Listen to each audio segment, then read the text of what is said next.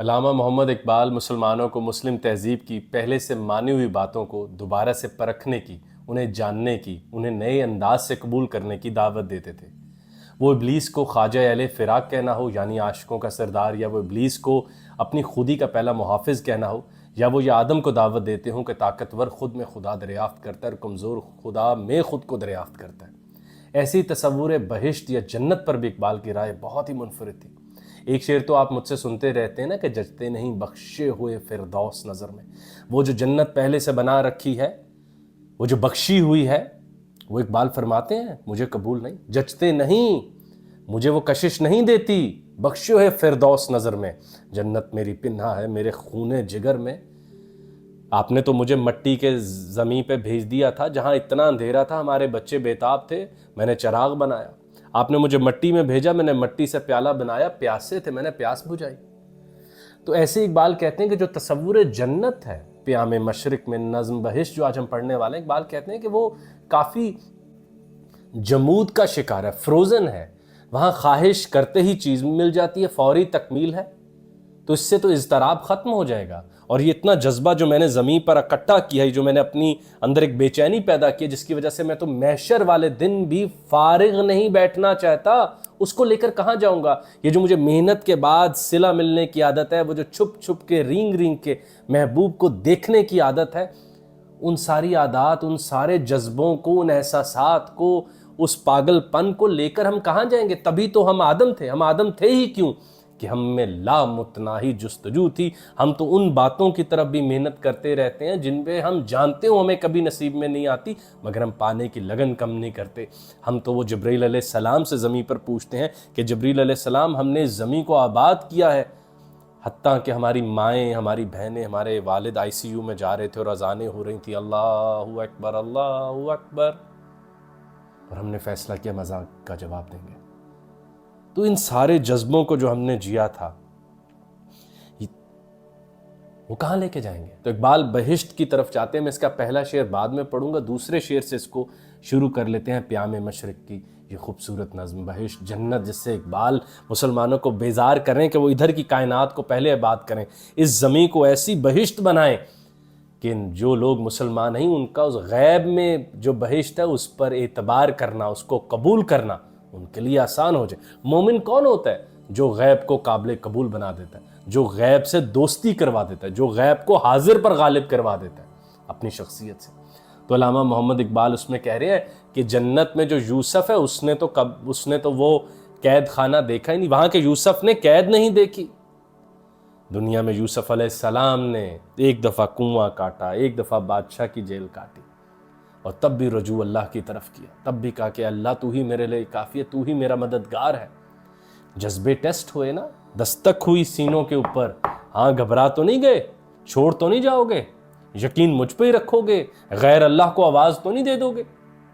وہاں کے یوسف کے پاس قید، اس نے تو قید نہیں دیکھی، زمین پر یوسف علیہ السلام نے قید کاٹی، اور پھر کس طرح سے وہاں سے نکل کر قید خانے سے حاکم مصر تک کا سفر۔ اور پھر وہ آگے جو خوبصورت بات ہے کہ جنت کی زلیخا نے رو کے دہائی دینے والا دل نہیں رکھا۔ وہ جو ہم محبوب کی یاد میں روتے ہیں کہ کاش وہ بھی مجھے دیکھتا، اور اس رونے میں، اس جدائی میں ملنے سے زیادہ کی لذت شامل ہوتی ہے، بلکہ اس روتے ہوئے گھبراہٹ ہوتی ہے کہ اگر وہ مل جاتا تو میں ان کیفیات کو جی ہی نہ پاتا، میں مشکلوں کو جی ہی نہ پاتا، میری شخصیت میں یہ توڑ پھوڑنا ہوتی تو میں دوبارہ سے مٹی اکٹھی کر کے پہلے سے قداور کیسے بنتا؟ اگر چیزیں فوری ملتی رہیں، وہ ٹیگور کی بات ہے نا کہ بادشاہوں کو چاہیے کہ اپنے شہزادوں کے گلوں سے مہنگے مہنگے ہار اتار لیں تاکہ وہ مٹی پر کھیلیں، ورنہ یہ توق ہیں جو ان کے گلوں میں ڈال رکھے ہیں۔ تو کہتے ہیں جو جنت کی زلیخا ہے اس نے تو دہائی دینے والا، رونے والا دل ہی نہیں رکھا، تو کیا مزہ؟ وہ تو دنیا تھی جہاں پر وہ حیران رہ گئیں یوسف علیہ السلام کا حسن دیکھ کر، اور انگلیاں کٹ گئیں۔ تو وہ انگلیاں کٹیں تو آج 2025 میں مجھے یاد ہے وہ خوبصورت بات جو اللہ تعالیٰ نے قرآن کی بھی حصہ بنا دیا۔ میں محبت کا ایسا خوبصورت احساس کہ قرآن کا حصہ بن گیا۔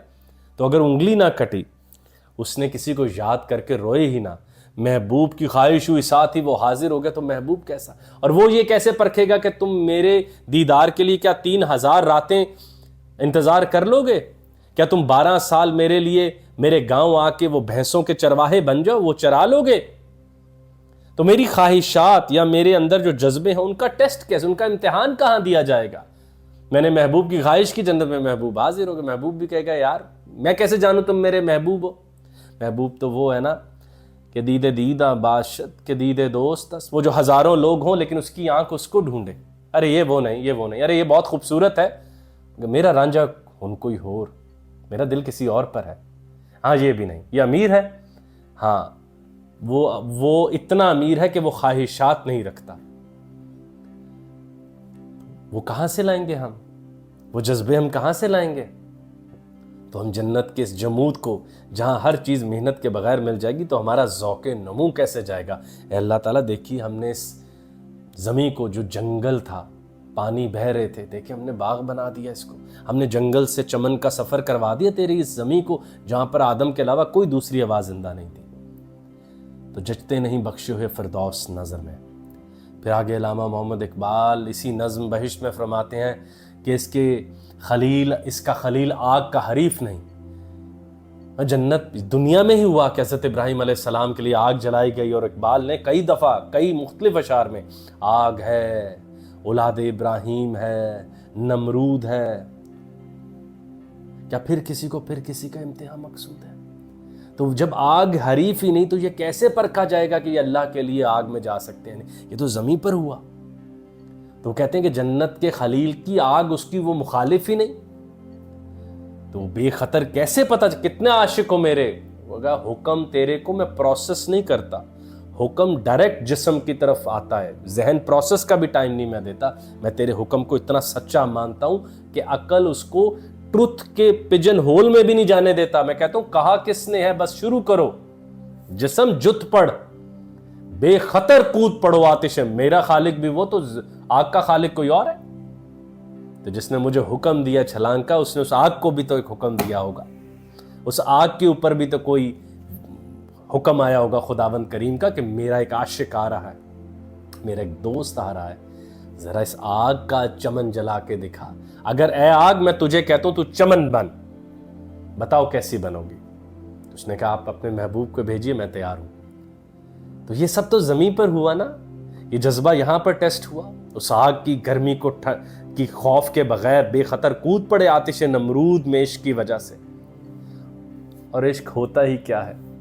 جو اس بات کی پرواہ نہیں کرتا کہ میں اس پر حکومت کر پاؤں گا یا نہیں، وہ اس بات کو سب سے بڑی لذت سمجھتا ہے کہ میں نے اس دنیا میں اس کو دیکھ لیا، اور وہ ابھی پا نہیں پا رہا، لیکن ہر صبح اس کے لیے ہی میری آنکھیں جاگتی ہیں کہ شاید اس کا دیدار نصیب میں آئے، اور میں دنیا میں باہر جاتا ہوں اور دنیا کا کاروبار آباد کرتا ہوں کہ شاید میرا محبوب یہاں سے گزرے۔ ہم چرخہ لے کے گلیوں میں آ جاتے ہیں کہ شاید محبوب یہاں سے گزرے، اور سارا دن چرخہ کاٹتے ہیں اور اس کو یہ بتانے کے لیے شاید ہم ابھی آئے ہیں۔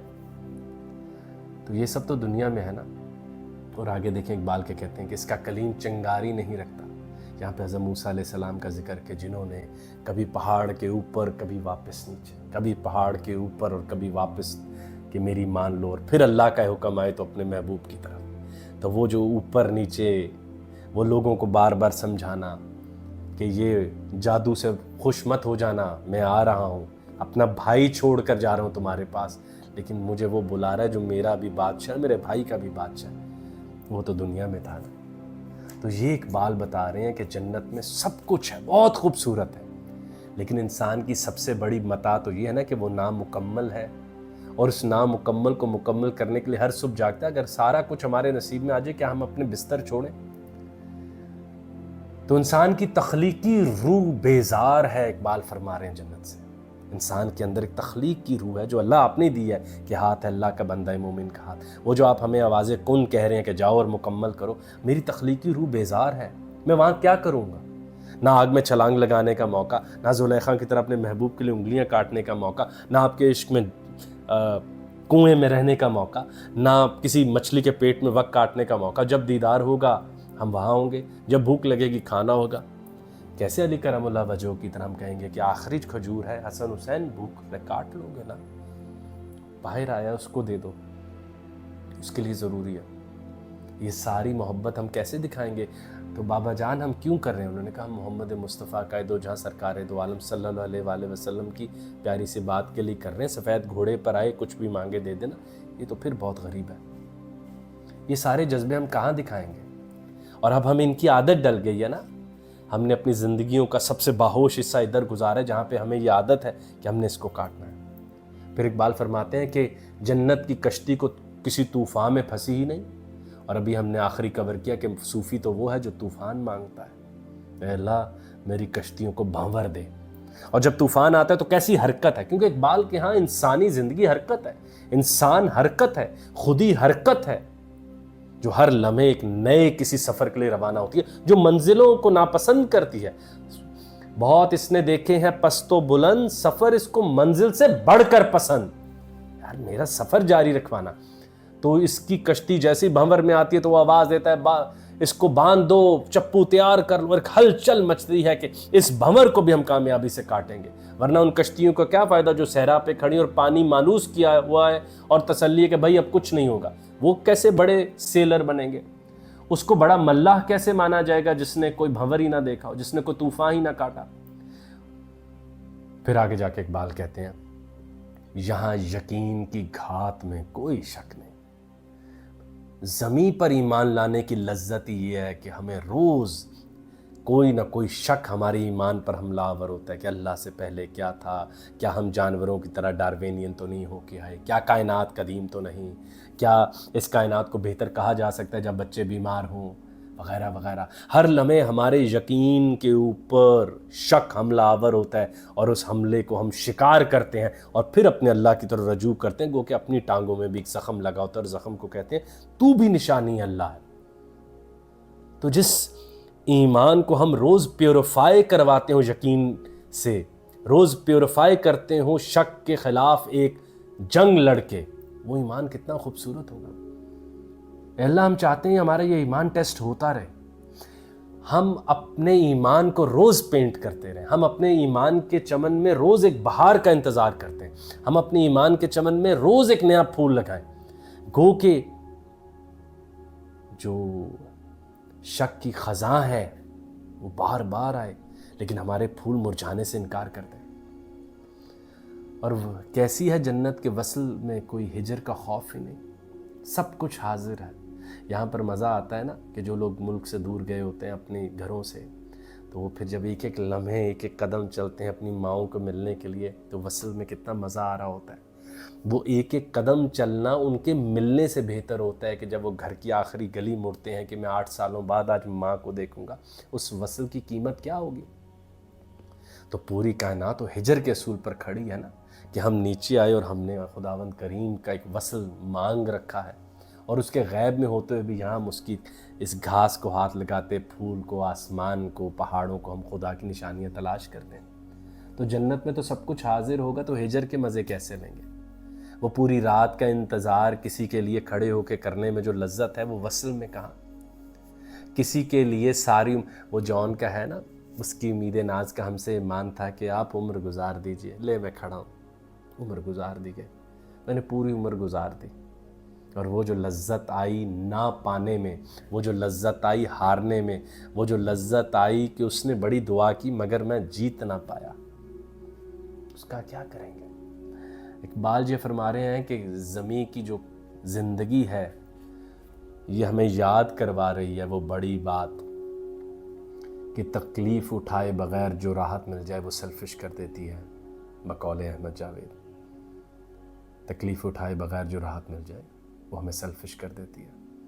اور اے اللہ ہمیں اتنی عادت ہے اب اس تگ و دو کی، اس محنت کی، رزم خیر و شر کی، ہر وقت خیر و شر کے درمیان لڑائی لڑنے کی، اپنے بچوں کا رزق کمانے کی، پھر تیری طرف رجوع کرنے کی، اس کائنات کا، اس زمین کا خیال کرنے کی، کہ مجھے لگتا ہے کہ قبر میں بھی ہمیں تھوڑی دیر اس لیے لٹایا گیا کہ ہمارے بازو جنہوں نے اس زمین کو تیار کیا کہ یہ رہنے کے لائق ہو، ان کو سکون ملے، تاکہ جب ہمیں قبروں سے اٹھایا جائے تو پھر ہم جنت کی تیاری کے لیے نکلیں کہ اللہ وہاں مٹی رکھنا، پانی رکھنا، ہم اس کو بھی آباد کریں گے۔ دنیا پوری کائنات میں کیوں زندہ وہ جاویدہ مقام ہے؟ کیونکہ وہاں وہ آدم ہے جس کی نحنو اقرب پر خدا ہے۔ خدا سے زیادہ حی القیوم کیا ہے؟ اب دیکھیں اقبال کیسے جنت کی طرف مسلمانوں کی ایک نئی کشش پیدا کر رہے ہیں کہ ہم اس دنیا کو پہلے فتح یاب ہوں تاکہ ہماری جنت پر ایمان لانا آسان ہو جائے ان لوگوں کے لیے جو ایمان نہیں بھی رکھتے.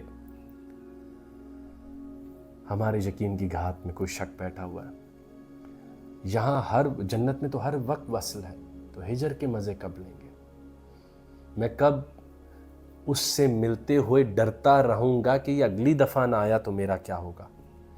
دنیا کی خوبصورت بات تو یہ کہ ہم اپنے محبوب سے ملتے ہوئے اس کے حسن سے متاثر ہوتے ہوئے ڈرتے رہتے ہیں کہ اس کو اندازہ ہے یہ میرے لیے کون ہے، اور اگر یہ نہ آیا اگلی دفعہ، آدم ہے مر بھی سکتا ہے.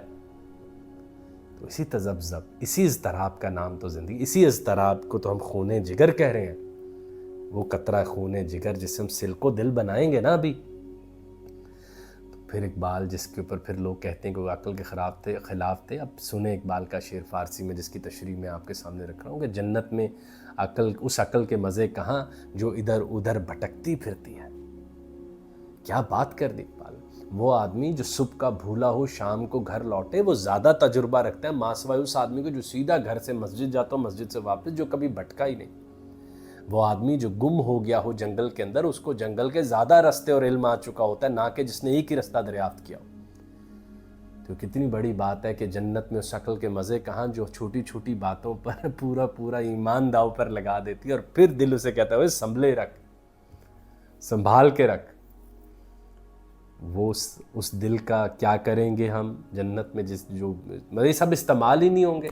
اقبال منظر کریٹ کریں نا، ہمیں ہماری مسلمانیت میں ایک نیا رنگ ڈال رہے ہیں، ہمیں وائبریشنز ڈال رہے ہیں، ہمیں ویوڈ کر رہے ہیں، ہمیں پہلے سے رنگین کر رہے ہیں، ہمارے بازو میں اور زور محسوس کروا رہے ہیں، ہمیں ہماری اس کنڈیشن آف لائف پر خوشی کروا رہے ہیں کہ یہ انسان ہی ہے جو اس کائنات کو پاتال سے نکال کے اس خوبصورت چمن کی صورت میں بدل بیٹھے. وہ اقبال بات کرنا چاہ رہے ہیں. تو پھر وہ کہتے ہیں کہ اس منزل کا کیا فائدہ جہاں رستہ الجھا ہوا نہ ہو. مطلب کہ آپ سوچیں کہ ایسے سیدھا بھاگتے جاؤ ساتھ کوئی ریس ہی نہ لگا رہا ہو تو آپ کیا جیتے اور کیا ہارے. یہ اگر آپ کو پتا ہو کہ یہاں سے وہاں جانا ہے چل کے ساتھ کوئی مد مقابل بھی نہیں، رستے میں کوئی آبسٹیکل اور مشکل بھی نہیں اور لو میں جیت گیا. زندگی میں جب ہم پی ایچ ڈی کرتے ہیں، کوئی بڑی ڈگری کرتے ہیں، کتاب لکھتے ہیں تو کتاب موٹی کتاب کے آخر میں جب فل سٹاپ لگاتے ہیں کہ کتاب مکمل ہوئی تو آپ کے آنسو جاری ہو جاتے ہیں کہ بڑا لمبا سفر تھا. ایسے کبھی کتاب پہ نیا منظر آ رہا تھا، نہیں آ رہا تھا وغیرہ وغیرہ. اور آخری اقبال کا خوبصورت شعر مزی اندر جہانے کا اور ذوقی کہ جزنا دارد و شیطانہ دارد. اے خداوند کریم، اے اللہ تعالیٰ، ایسی کائنات میں رہنے کی کیا لذت و مزہ کہ جہاں یزداں تو ہو لیکن ابلیس نہ ہو، خود تصور خدا و نیکی تو ہو مگر تصور ابلیس و بدی نہ ہو. مزہ ہی تب آتا ہے کہ جب ہم گناہ کرنے کے باوجود ہمارے دل رجوع کر لیں نیکی کی طرف، ہم گناہوں کی گردنوں پر پاؤں رکھ کے خدا کے پاس ہو جائیں، ہم رزم خیر و شر میں شر کو پچھاڑ دیں. شر ہمیں لذت دے رہا ہو لیکن لطف ہم نیکی میں لے لیں. شر ہمیں لذت دے رہا ہو لیکن تسکین ہم خیر میں لے لیں. میں تو اس کائنات کو ڈھونڈتا ہوں جس میں رات کو اندھیرا ہے اور دن میں روشنی ہے اور میری وجہ سے دن روشن، رات جو ہے وہ روشن کیے رکھتا ہوں. رزم خیر و شر میں تو پتہ چلے گا کہ میں نے خیر کو چنا ہے، ورنہ جہاں کوئی برائی ہی نہیں وہاں یہ تعین کیسے ہوگا کہ میں نیک ہوں. وہ ریشمی لباس پہن کے کانٹوں کے اگر میں جگہ سے رستے سے گزرا ہی نہ اور رستے پر کوئی کانٹا نہ لگنے دیا تبھی تو میں فتح یاب ہوں گا. اگر میں ایک ایسی محفل میں جا کے بیٹھ جاؤں جہاں کوئی برائی نہ برائی کی طاقت، تبھی تو جو دل بدل کے آتے ہیں، وہ جو حر ہوتے ہیں جو حسین کے پاس آتے ہیں وہی تو یاد رکھے جاتے ہیں. یہ تھی اقبال کی خوبصورت نظم پیام مشرق میں جس کا نام تھا بہشت، جس میں اقبال اتنی پیاری بات ہمارے آگے رکھنا چاہ رہے تھے کہ جو دنیا ہے یہ حرکت کے اصول پر کھڑی ہے، یہاں اضطراب ہے، یہاں کی سب سے بڑی متاع نامکمل پن ہے، یہاں کی سب سے بڑی فتح یہ ہے کہ ہم انسان ہر لمحے مر رہے ہیں مگر جینے کی لگن کم نہیں کر رہے. ہم بھرپور طریقے سے جینا چاہ رہے ہیں، روز جینے میں ایک نئی شدت لاتے ہیں. ہزاروں قبرستان دیکھتے ہوئے پھر بھی ہم مسکرا لیتے ہیں، اتنی بیماریوں کے ہوتے ہوئے بھی پھر بھی ہم کوئی نئی سے نئی اس کی دوائی بنا کے پھر سے زندگی کا سفر شروع کرتے ہیں. ہمارے پیروں میں کانٹے چبھتے ہیں، ہمارا سفر لمبا ہے، راتیں ہماری اندھیرے میں ہیں، ہماری ارتھ کہیں پر گر رہی ہے، لیکن عجب ہے کہ کئی ہزار سال ہو گئے لیکن انسانوں نے جینے کی لگن کم نہ کی ہے۔ اللہ تعالیٰ اتنے ہزار سالوں کی عادت کیسے جائے گی؟ ہم تو قبر میں بھی اسی طرح بے تاب اور طاقتور رہیں گے کہ اب شاید ایک اگلی منزل آنی ہے۔ وہ جیسے ریس میں بھاگنے والا ہوتا ہے نا، کہ وہ جب ریس کی لائن توڑتا ہے تو فوراً تھوڑی نہ کھڑا ہو جاتا ہے اور پچھلی عادتیں بھول جاتا ہے، وہ کچھ قدم چلتا رہتا ہے، بھاگتا رہتا ہے۔ کہ بھاگنے کی عادت جیت کی لکیر کے بعد ختم نہیں ہو جاتی، جیت کی لکیر سے زیادہ اہم بات یہ ہے میں بھاگ سکتا ہوں، میرے اندر جذبہ ہے، قوت ہے، میرے اندر ہجر وصل سے زیادہ خوبصورت منظر ہے، میرے اندر دل کا ٹوٹنا دل کے جڑے رہنے سے زیادہ خوبصورت منظر ہے۔ وہی دل قیمتی ہے جو ٹوٹے گا، اور اس کو بناتے بناتے میں اپنے اندر ایک ایسی نئی شخصیت پیدا کر لوں گا جو اللہ تعالیٰ کا محبوب بن جائے گا۔